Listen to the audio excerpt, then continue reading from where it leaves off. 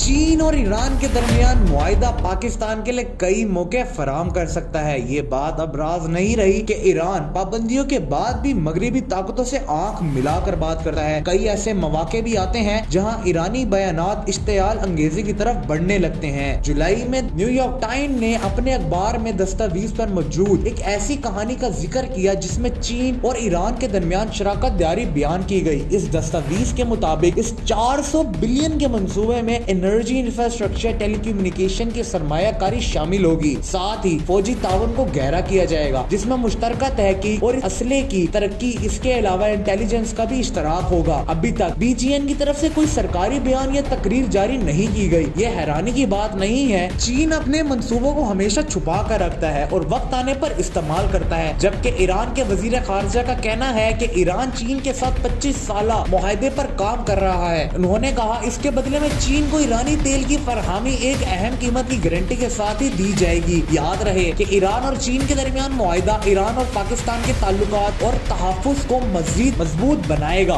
दोनों ममालिक एक दूसरे की सिक्योरिटी के लिए अहम इक़दाम करेंगे। अक्सर बॉर्डर पर होने वाले हादसों पर बैठकर बात की जाती है, लेकिन कई बार नाराजगियां पैदा हो जाती हैं। अगर चीन और ईरान के दरमियान मुआहिदा तय पा जाता है और चीन इतनी बड़ी सरमायाकारी ईरान के अंदर करेगा तो ईरान को पाकिस्तान को अपना मौक़िफ़ पर लेकर आना बहुत आसान हो जाएगा। तो दोस्तों, आज की इस वीडियो में बस इतना ही। आपसे एक छोटी सी रिक्वेस्ट है कि अगर आपको ये वीडियो अच्छी लगी है तो इस वीडियो को कर दे लाइक, और अगर आप ऐसी मजीद वीडियो देखना चाहते हैं तो हमारा YouTube चैनल लाजमी सब्सक्राइब करें। आपसे मुलाकात होती है अगली वीडियो में, तब तक के लिए अल्लाह हाफ़िज़।